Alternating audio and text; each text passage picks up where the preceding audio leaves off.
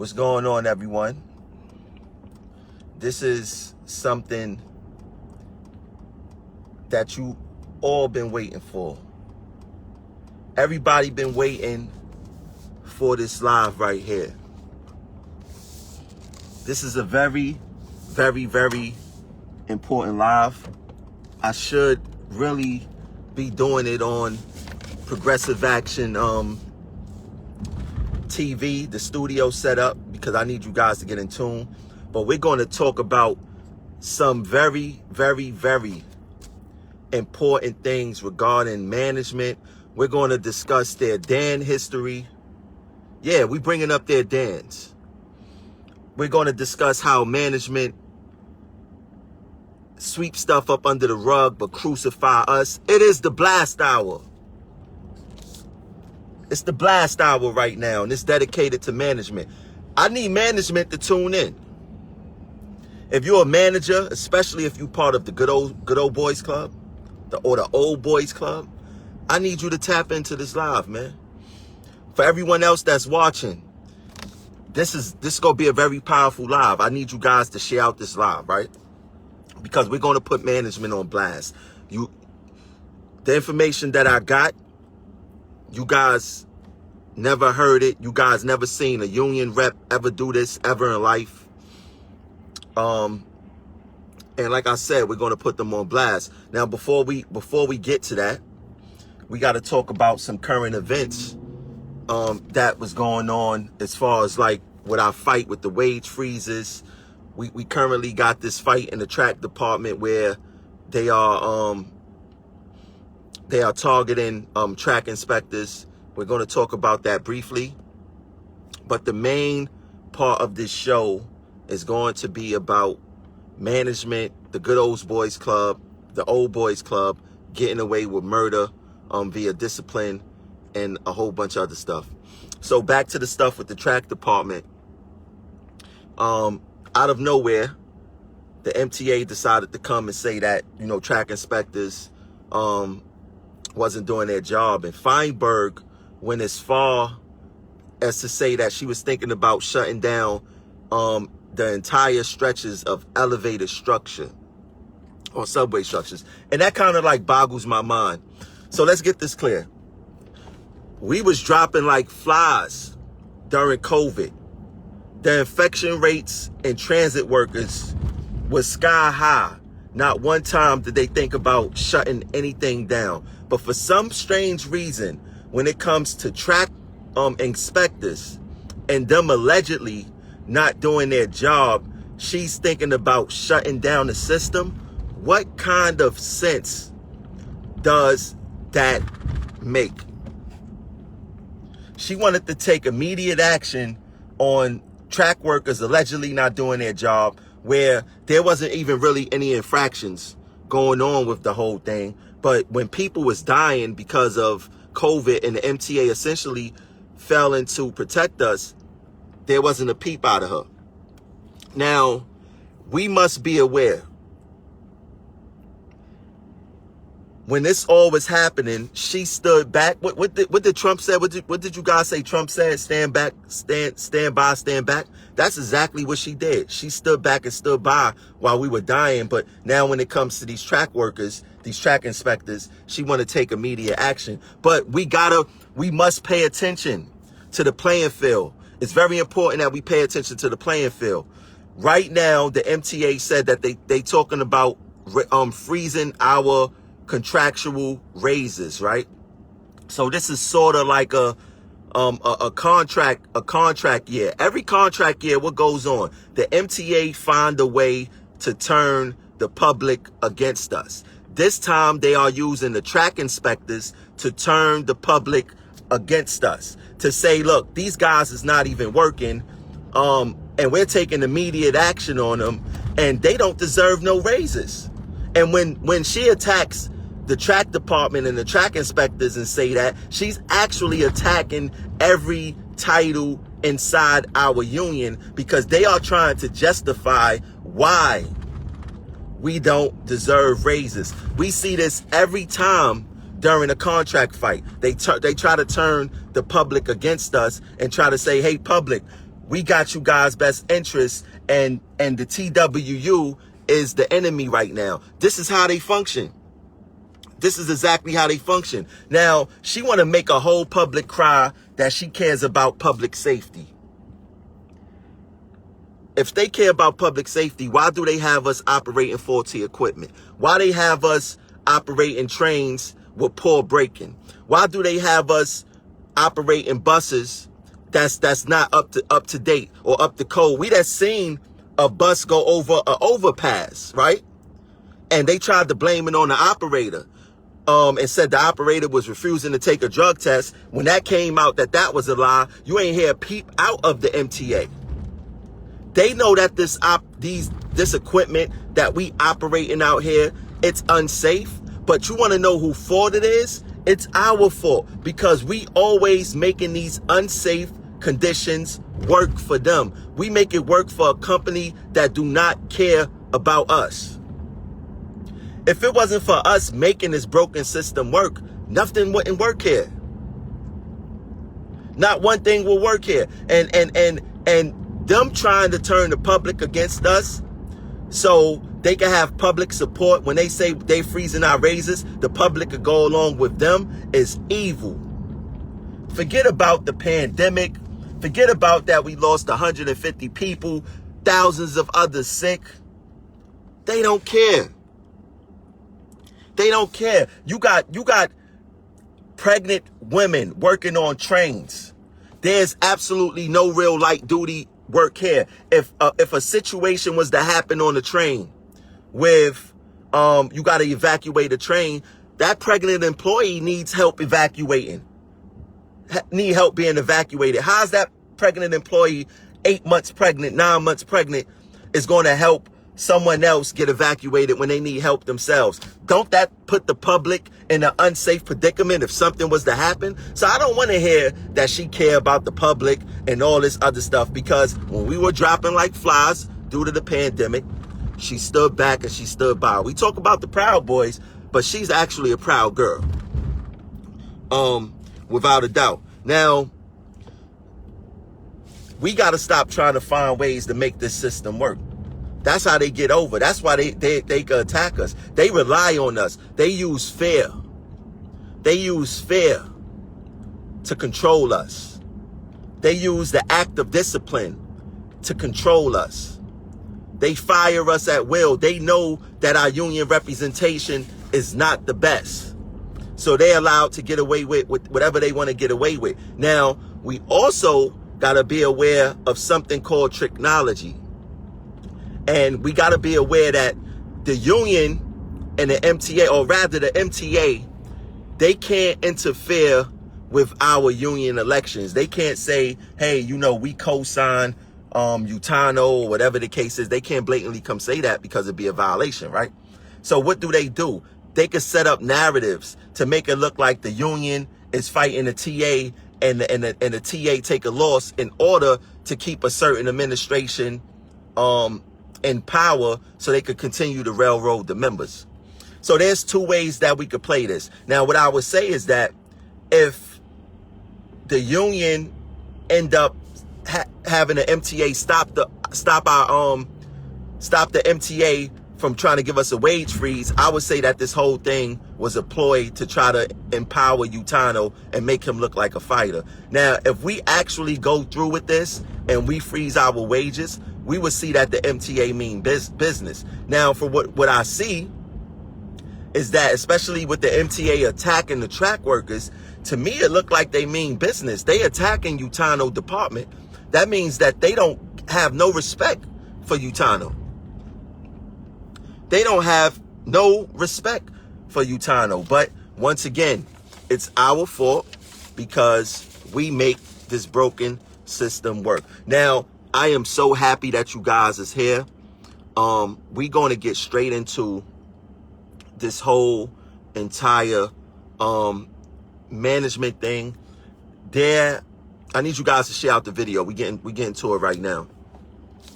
There has been a lot going on between myself and management these past couple of years, but it has intensified I would say within this past year of, the MTA, they making attempts to fire me through workers' comp fraud. We're going to talk about that.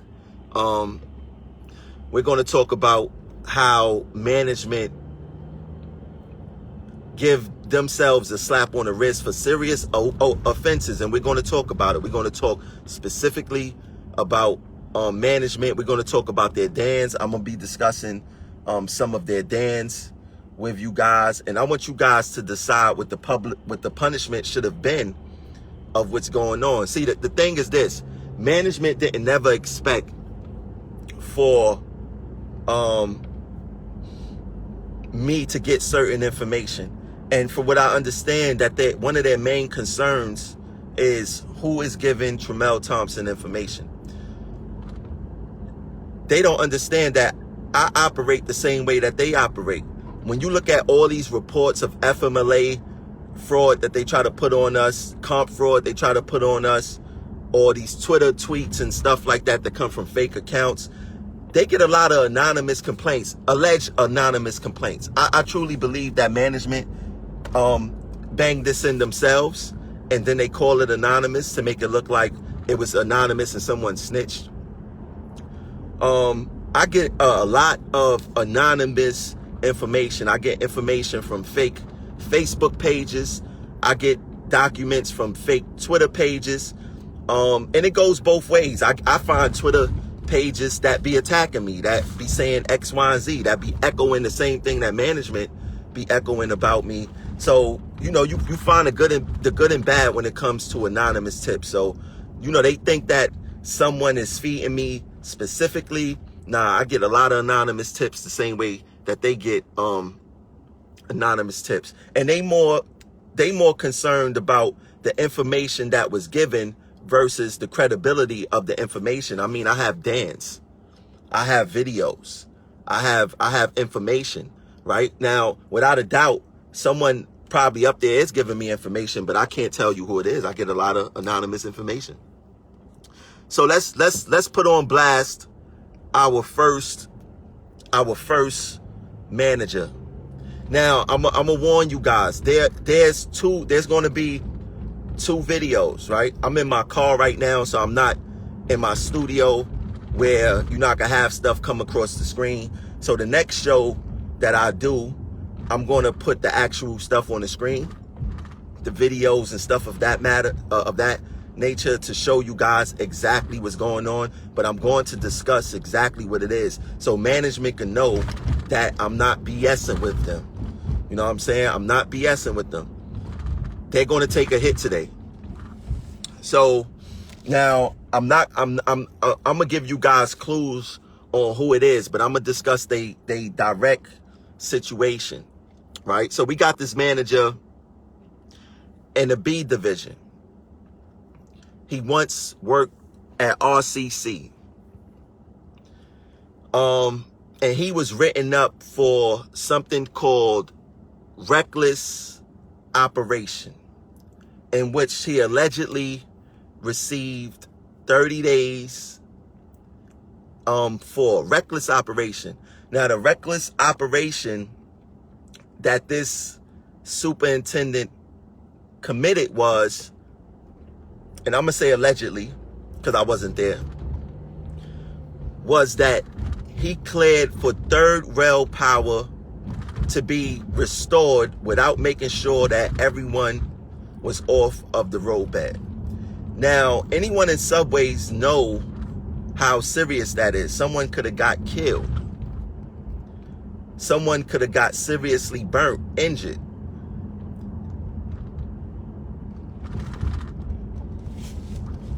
But he received 30 days.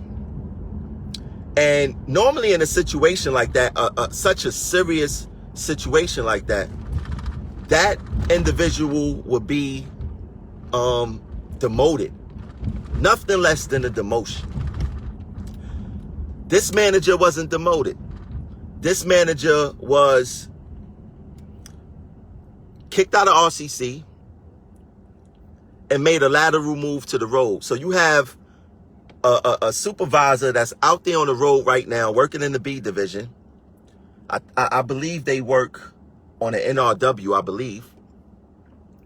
But you got a manager in the B division that was charged with reckless operation, but retained his title and made a lateral move to the field. How is that safe? Why was he protected? Why was this individual protected? He was protected because he's in the good old boys club. Now, I'm gonna name one manager. Paul McPhee. I think that Paul McPhee, he's the chief transportation officer, I think, or something of that nature. He is I would say, the leader of protecting certain individuals who are his friend, who maybe was military buddies like he is, and who simply share his skin color. Let's be quite frank about it. He protected this guy. And Barry Greenblatt was another one. They all work as a tandem. And Paul McPhee, if you guys look at the bulletins in service delivery, RTO, you see Paul McPhee at the end of every bulletin. He's responsible for all of that. And he's responsible for a lot of the discipline that goes on here and all of that. And Paul McPhee, I'm gonna discuss him a little bit more later, because I filed a new complaint with the MTA on Friday, a serious complaint that I'm not going to play with them on. But this manager in the B division got hit with reckless operation. He allegedly cleared for third rail power to be restored, and didn't make sure everyone was off the road bed. They gave him a slap on the wrist. Nobody don't even know if he served the 30 days. He probably got it all written for the record, but never actually served the days. But he didn't get demoted at a time where he should have been. He should have been demoted. He should have been fired, to be honest with you, for such a serious, egregious operation like that. 30 days. Now, train operators could get 30 days for hitting a signal. They write you for 30 days for hitting a signal. You know, you open up doors outside the station, management is looking to PDS you to take your job. But when it comes to them, they getting slaps on the wrist. Does that seem right? Does that seem right? Now, the next manager we're going to get into, he's actually not a superintendent. He's one of what they call an ACTO, Assistant Chief Transportation Officer. Now, me and this ACTO, we have a history, or rather, I say that he has a history with me. This ACTO loves attacking me. In fact, there's other supervisors out there that put complaints against him. And he still seemed to retain his position. Now, this ACTO got written up for something called bias activity. He got written up for bias activity on March 6, 2020. And for something like bias activity, you know, coming from someone high up like that,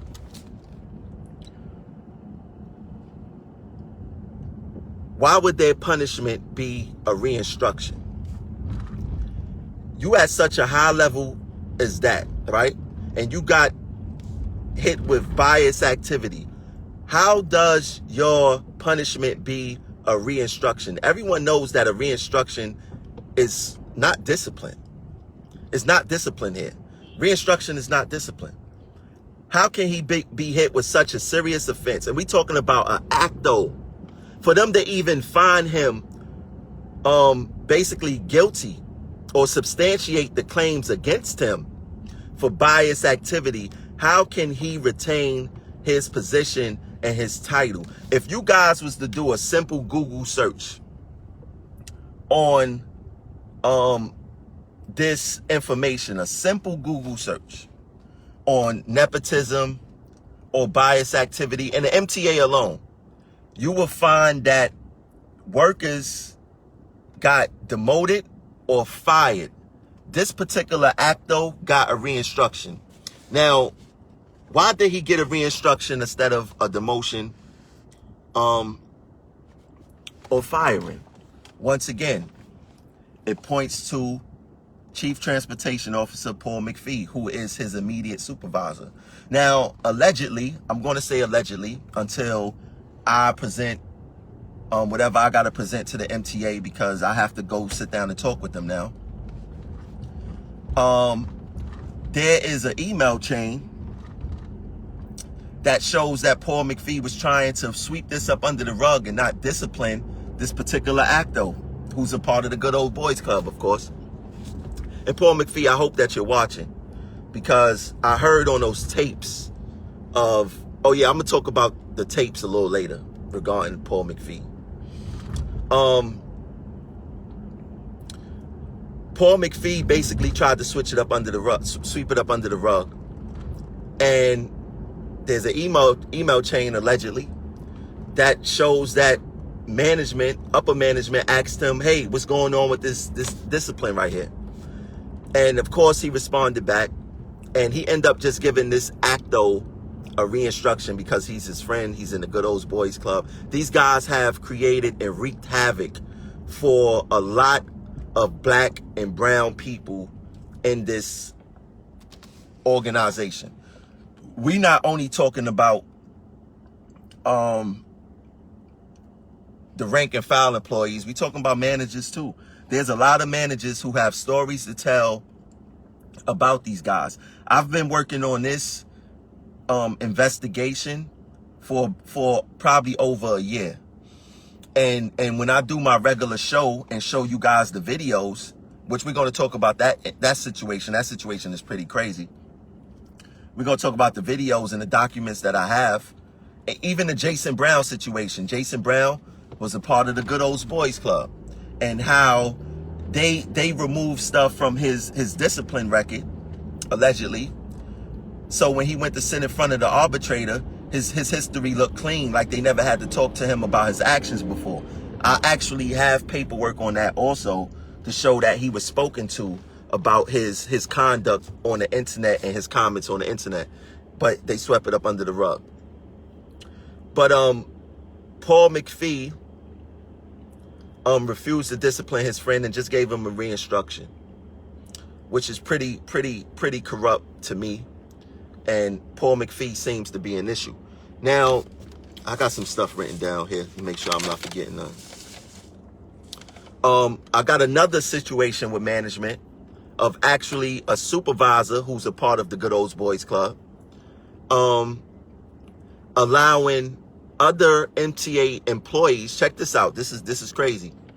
He allowed other MTA employees to operate trains. And when I say other MTA employees, I mean people who never was conductors or train operators before.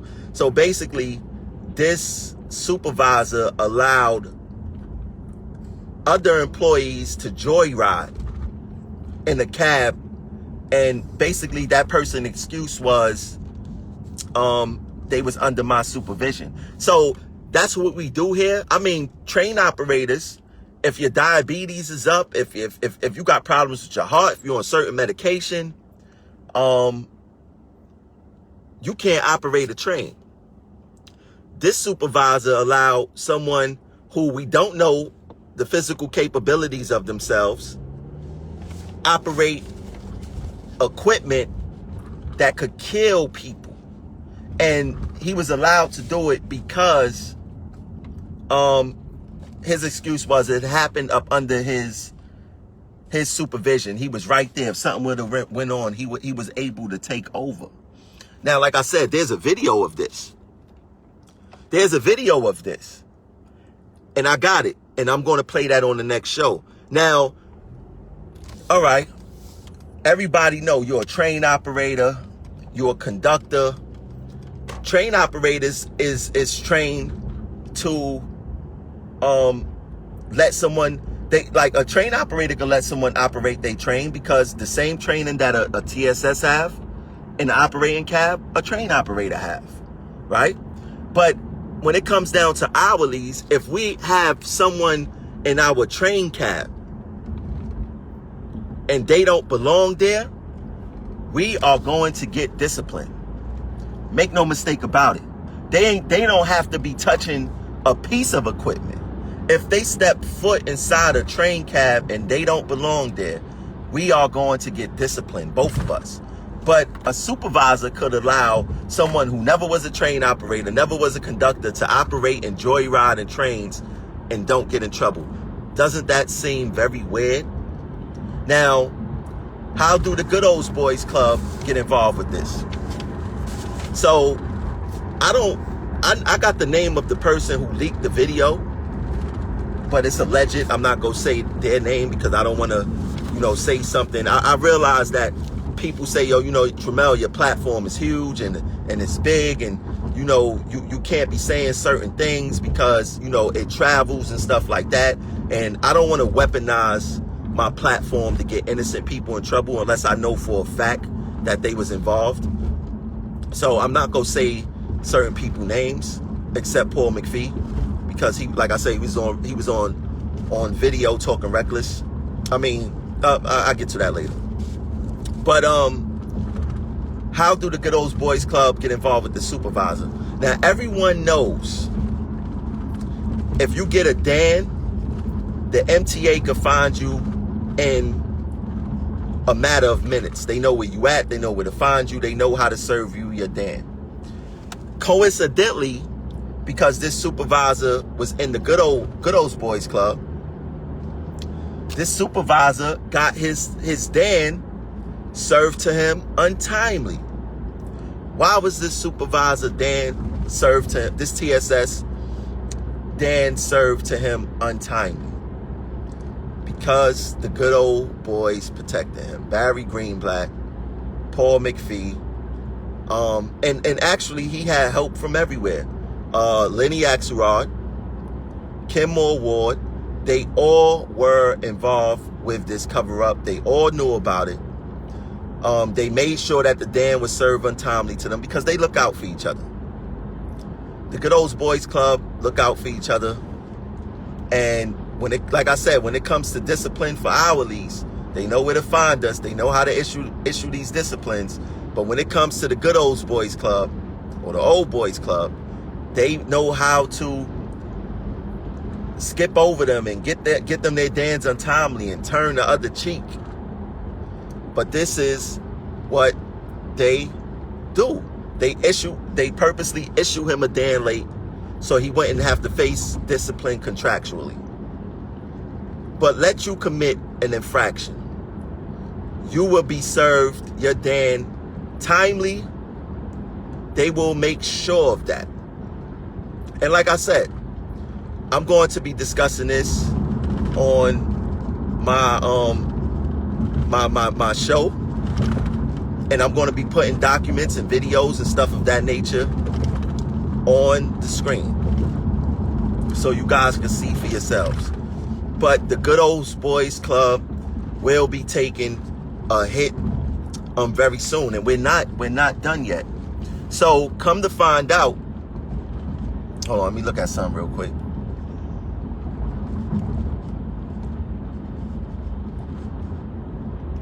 Now, regarding my new complaint that I filed a new complaint against the MTA this Friday, because what was brought to my knowledge was that the MTA was conspiring against me to fire me, was creating a hostile work environment. They were disciplining or threatening other supervisors who communicate with me or who they thought was communicating with me. They was doing things of that nature, and one supervisor, one general superintendent, he knew that I was under investigation before I was under investigation. Not only did he tell someone that they should stay away from me, he also stated that they shouldn't talk to me on the phone because they got my phone tapped. And he said this to another individual, and they told me that.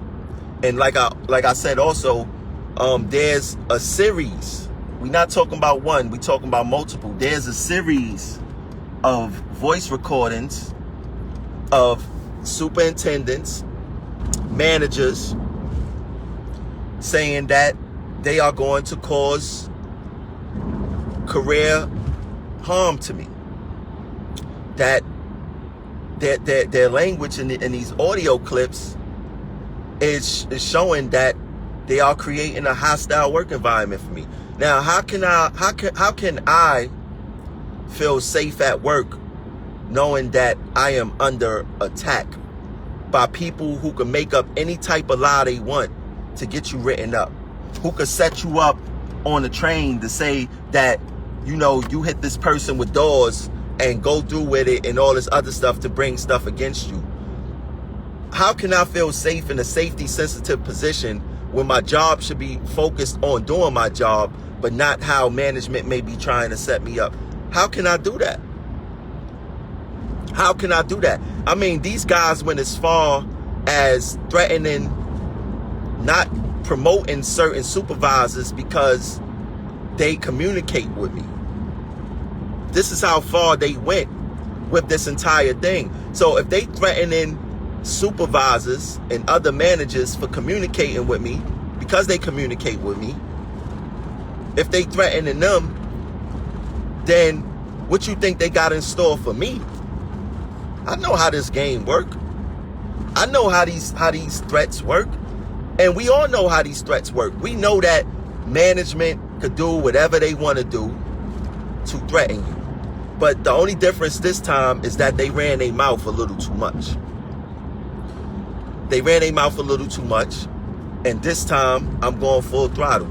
I'm not asking for demotion. I'm not asking for, what you call that? I'm not asking for a mediation. I'm asking for managers to be fired for targeting and conspiring against me. This whole comp fraud thing that they did to me, it was because they wanted me fired. They created this whole entire narrative, them not paying me. I mean, so many departments is going to get in trouble because we got proof. And I'm proud of the people who have stood up and stood in my corner and took and had the heart to put their careers on the line to change the culture here. I'm proud of those guys. I'm proud of them. And this will be coming out to the light. And we will be getting the media involved. I done spoke to the Daily News. I spoke to almost every news people there are. So we're thinking about putting together a press conference regarding what the MTA has done. We have not involved any lawyers yet. I'm not thinking about no lawyers yet. I want the MTA to continue to mess up, to not do the right thing. I got to go speak to special investigations sometime soon, and I want to go speak to them ASAP because I feel like not only is my career on the line, but my safety is on the line. I don't feel safe at work. I don't feel safe at work. And they have to do something and move on this immediately because I refuse to work up under these conditions. The proof is overwhelming. The same way they put me under investigation, I put them under investigation. I put them under investigation. This thing works two ways. It works both ways. They want to put me under investigation, I put them under investigation. Except my proof is gonna change the culture of how we are treated with discipline. It's going to change the culture of how they operate. And the only thing management had to do with me from day one was have a conversation with me.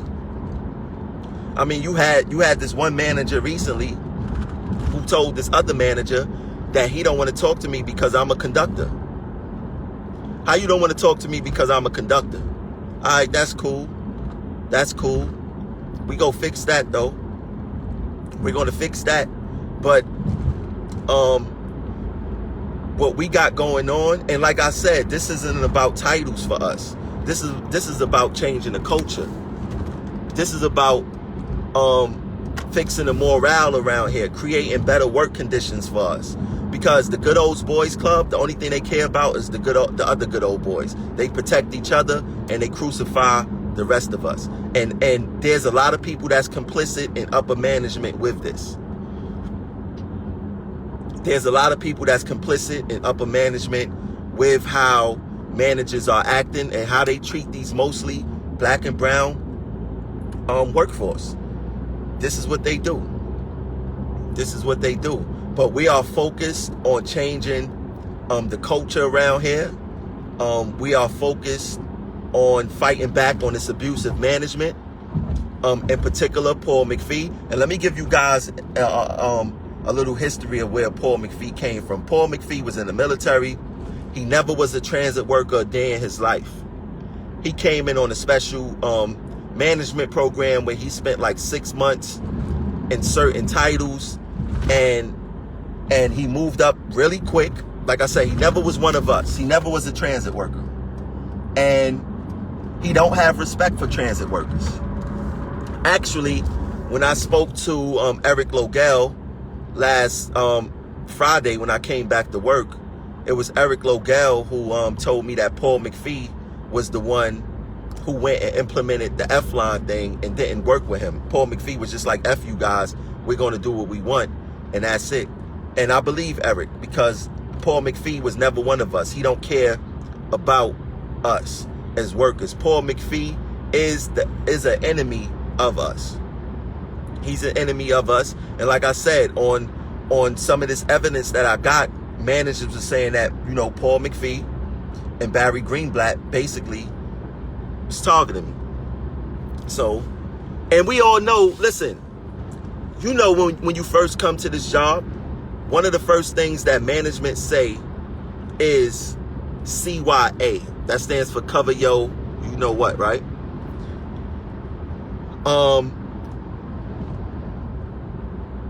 Our paperwork is in. The MTA is going to start investigating. Now, I don't trust the MTA, but we're going to let them set traps for themselves, because that's what they're going to do. They're going to set traps for themselves. I guarantee you, two things is going to happen. If certain managers have the time to retire, they're going to retire. Now, there's managers who don't have the time to retire who's caught up in this stuff. When they get called down to 130 Livingston, they're going to have two choices. It's either they're going to tell the truth, or they're going to be hung by tapes, by their own audio of talking about people and creating this hostile work environment and making an unsafe work environment for me. They are going to either get themselves caught up for not telling the truth or protecting the Good Old Boys Club. Because one thing you'll learn about the MTA, there's no friends with this. You don't have no friends here. When it comes to management, there's no friends. It's CYA. You get in trouble, you get fired. Nobody's going to help you pay your mortgage. Remember that talk that management have with you? You know, if your conductor is not going to, if you're a train operator and you and your conductor decide to stand with each other, they try to play this technology game on you and say, you know, your conductor is not going to help you, or your train operator is not going to help you pay your mortgage. So I advise you to tell the truth. So all you managers out there that's involved with this, who's going to get called down sooner or later, I advise you to tell the truth. If you have a mortgage, I advise you to tell the truth. If you can't retire right now, I advise you to tell the truth. I advise you to tell who told you to do what and say what and where did you hear it from. Because you guys have no clue how much information that we have. And we're not going to release all this information to the MTA because we want them to actually investigate. This is not my first rodeo with these guys.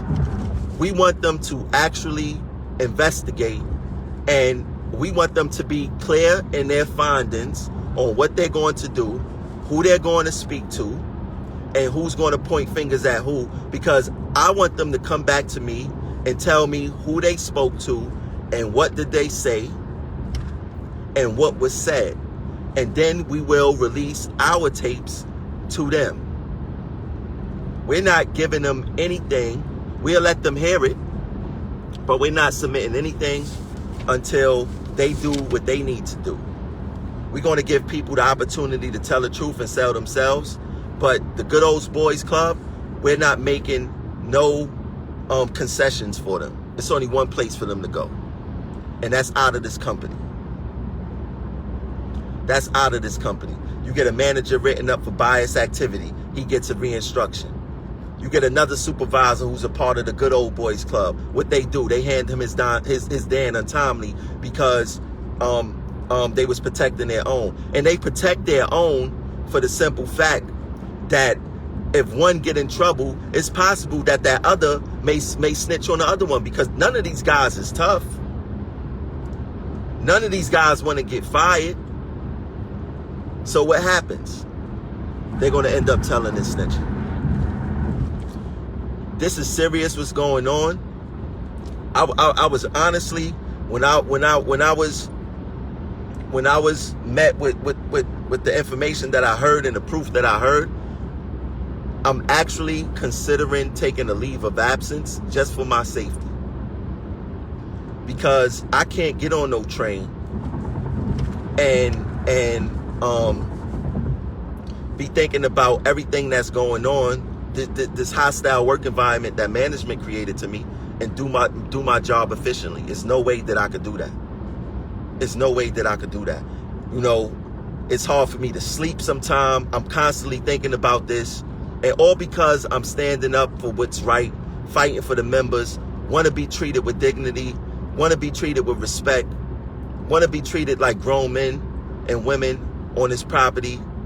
And management don't want to see it like that. They want to treat us like garbage. They want to not have respect for us. They don't want to show us that they really care about the service that we do and things of that nature. And all because I'm standing up for what's right, they want to attack me. It's all good. It's all good. It's all good. I'm not, one thing, I'm gonna tell y'all this, one thing I'm not is afraid. One thing I'm not is afraid of them. I don't care about their title. I don't care about any of that. If you do wrong and you violate us as workers, I'm going to stand up for what's right. If I get fired for fighting for what's right, then it is what it is. It is what it is. That's not my concern. But I'm going to take that risk. And I've been taking that risk for the past 5 years. I do not care. I do not care. The culture here have to change. There's people that's complicit in it. There's people that benefit from it. And it must stop. It must stop. You guys made some historical mistakes. You guys is going to go down on fire, on flames. I want you to understand that. You guys, and when I say you guys, I'm talking about management. I have no friends. I want to make that clear. In management, I have no friends. I take that back. I have some friends in management. But for the rest of you guys, I have no friends. You're not my friends. My friends in management know who they are. I speak to them all the time. But I have no friends. You guys is not my friends. You guys is here to hurt. You guys is here to cause us pain. You guys is here to take away from our families. You guys are not my friends. I even heard someone who I thought was cool with me talk trash about me. I was like, get that person too. Get her too. Record her ass. No friends. Don't call me. Don't ask me, is we cool? Don't say nothing. Just when you get called down to that carpet on 130 Livingston, tell the truth. Then we talk about reestablishing a relationship later. If you don't tell the truth, you're going to get fired. It's the bottom line. No friends. No friends. I already told the people who I'm working with, we have no friends here. We have no friends. Everyone must go. We here to change the culture. And these guys these guys in the Good Old Boys Club, they done destroyed so many people lives here, and I'm talking about manager lives too, that a lot of people want to see them go. And I'm glad that we got the ball moving on it, and I think that they're at the point of no return. They're at the point of no return. It is what it is, and you either living for a reason or a season. I'm here for a reason. And I believe that they met their match this time. They met their match this time. But I'm not going to work in a hostile work environment, and y'all targeting me, and y'all doing all this sucker stuff, putting investigators on me. Y'all doing all this craziness. I'm not with it. I'm not with it. But you guys will be seeing some major things go down in the next few weeks. We are going to tell our stories. We are going to get this stuff out there to the media. And we're going to fight back. We're going to fight back. It's going down. It's going down. Now, you guys know, before I even get into that, I need you guys to seriously share out this show, and we got to let people know that there's people fighting for them. We must let them know that there's people out there fighting for them, and not all managers are bad. You have some good managers, you have some good supervisors, you have bad supervisors, and you have bad managers. It goes across the board. I'm just happy to be able to connect with some good people, to vibrate with some good people, and we're going to do our best to take down this oppressive system. Enough is enough, and the war is on, part 2. But this time, management is going to fall. I'm almost guaranteeing that people is going to retire once they hear that the evidence that they have against them. And these people don't have unions. They so high up in management that they don't have no union representation. So I'm expecting for them to resign or be fired, because the audio will be coming out. Yes. So, like I said, let's continue to stay strong. Let's continue to remain focused. What's going on in the track department is an atrocity. It's an attack on all of us, because the MTA is trying to create a narrative as to why we don't deserve raises, right? They're trying to create a narrative as to why we don't deserve raises, and that don't only affect MOW or track workers or track inspectors. It affects everyone. So we must remain strong. We must speak about and speak against this stuff that's happening. You're going to see more from our team. You're going to be seeing more from new people who have joined Progressive Action, speaking out of what's going on in their departments and raising the awareness. We're going to set the mode here. We're going to set the mode, and we're going to reset the room. I'm calling it reset the room. We're going to reset the room with management. We're going to kick all these good old boys out, all these corrupt managers out. We're going to restore order around here. We're going to restore order. All these managers getting away with bias activity. And let me say something about the bias activity thing. How can you have bias activity on your Dan history as an actor, but sitting on panels to determine who gets promoted and who don't get promoted? How can you have bias activity on your Dan, but you can control the careers of others? You determine who gets promoted and who don't get promoted. But this is the benefit of being in a good old boys club. Everything does not apply to you. How are you a manager and on your Dan you have reckless, what is it again? Let me look at it again. Reckless, unsafe operation. How you have reckless, unsafe operation, and your punishment is 30 days, no demotion, kicked out of RCC for you to retain the same title that you have, and you don't know the basic operations of your job. Boy, the good old boys club must be a wonderful place to be. It must be an outstanding place to be. But we're going to dismantle that. We're going to show the discrepancies. We're going to make this happen, because the MTA didn't want to do the right thing. They didn't want to sit down with me. I tried to keep this in-house. They didn't want to do it. And now you reap what you sow. Bottom line, you reap what you sow. But I need you guys to donate to the movement. Right now, I need some cash apps. Can you guys cash app me at Progressive Action 100? Progressive Action 100. Cash app me at Progressive Action 100. It's to keep this platform going. This platform does not run by itself. It costs a lot to run this platform, and donations are needed. If you're interested in Progressive Action apparel, you can get hats soon. I will have it soon online in some form of fashion. Progressive Action hoodies, sweatshirts. This is the time to be proud of the team that's pushing for you. Get some merchandise. Donate to the movement. Once again, the cash app is Progressive Action 100. I'll catch you guys later. Peace. We having more to come soon. Very soon. Maybe some managers will speak out. Maybe I'll get them to speak out. Maybe we'll do that and stand together at the show and talk about what's going on and what we did and how we want to change the stuff here. Maybe we could do that. I'll catch you guys later. Peace.